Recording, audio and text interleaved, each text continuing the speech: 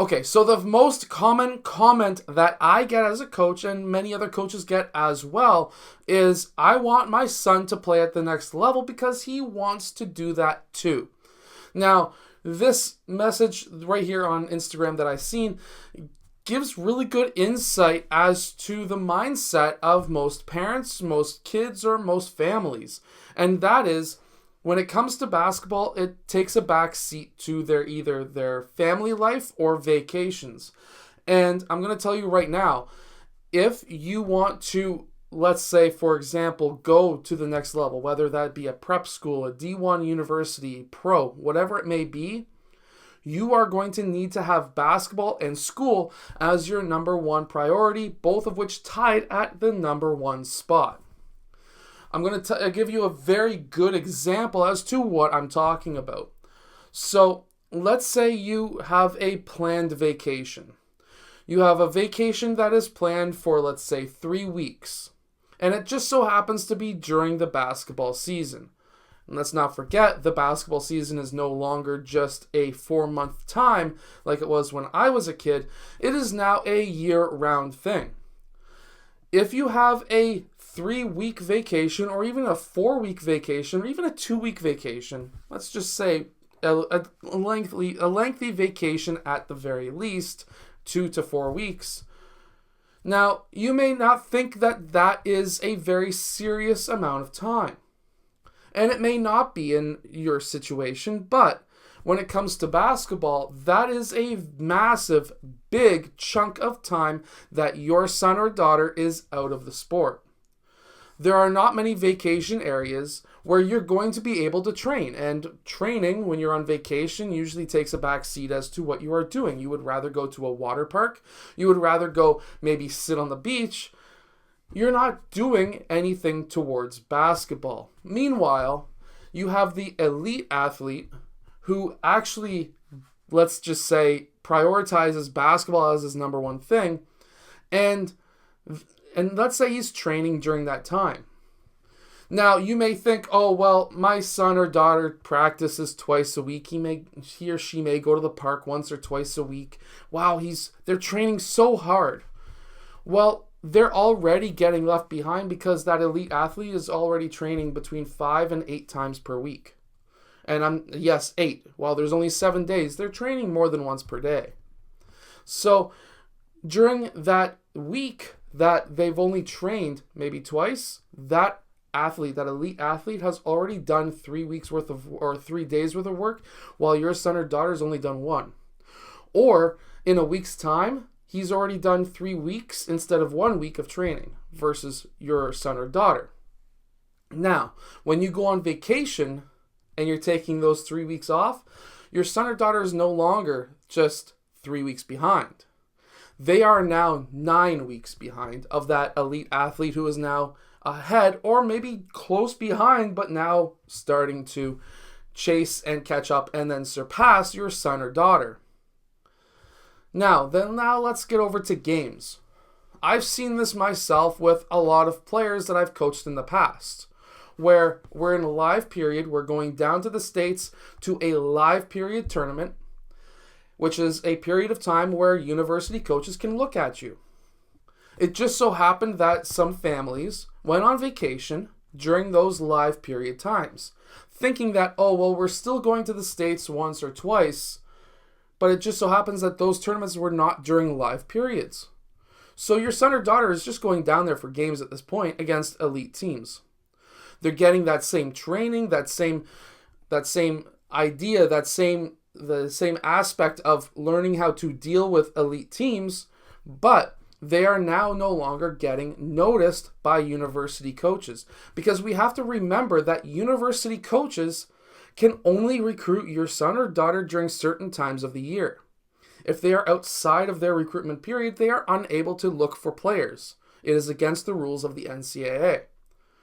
They could get fined, they could get fired, they could get banned. Which means they're not going to risk their job, their livelihoods, for your son or daughter because they would rather keep their jobs. So, let's take a step back now. If you are looking to really have your son or daughter play at that elite level, the biggest thing I can tell you is to be available every single week. I know that seems like a lot. That seems like you're never going to go on vacation. It's probably true. There's ways around it. If their kid's a little bit older, you could go on vacation. The kid stays home and he gets a ride by a teammate, whatever. But let's say that's high school age. The kid could easily stay home themselves. If they're 16 years old, I think they can stay home themselves. It'll save you some money maybe. But if that is truly your ultimate goal, it literally is a year-round sport these days. And it's like LeBron James said. LeBron James said, when you're sleeping, somebody else is working. That doesn't mean that you need to overtrain.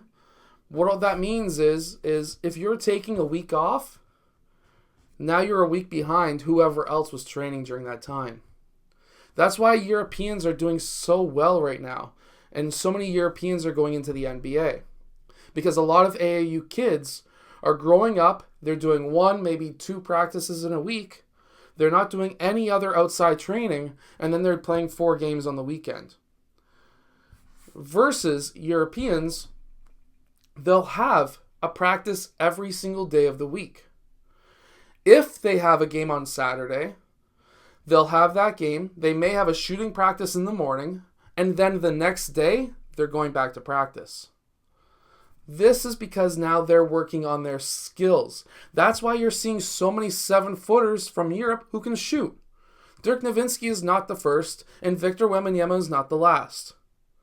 There's going to be more and more coming, and there's going to be more and more players going to the NBA from Europe, and even from Canada, because, let's face it, while we have a very Americanized system up here in Canada, we still prioritize, or at least most of us still prioritize practice.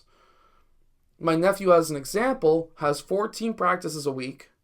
He has anywhere between 0 and 4 games on the weekend. And then he has a training session with me once in the week. So now he's got 5 practices, 5 training sessions, whatever you want to call it, in the week. And then once summer hits, once he's out of school, there's going to be training before the practice in the afternoon, rest, and then team practice at the end of the day. He's going to be having 2 practices per day throughout the entire summer until the weekend hits, in which case he has 4 games. That kid's going to be getting 10 practices a week for every 4 games. That is now higher than pretty much anybody else in the entire world. And no, this is not overtraining, because you can work on skills and do a light skill development while still working on your skills and then going to your team practice and going a bit harder. There's a big difference. You can, believe me, if you're an elite athlete, you should be able to run a lot. Running is not going to be considered overtraining. That is body weight. That is not taking any concussive hits. That's not doing anything to you. You can take a quick jog, half and back, pull a shot, half and back, pull a shot, half and back, dribble, pull a shot, half and back, cross, shot. Or just do a straight shooting practice. Straight shooting. Set shots. Shoot as fast as you can. Catch it, shoot. Catch it, shoot. Now you're working on your speed shooting, your ability to shoot faster. That's not overtraining. So being able to get up maybe 45 minutes to an hour of shots, get maybe 100 shots up, 150 shots up, that's more than what 99.9% of the people in this entire world will do.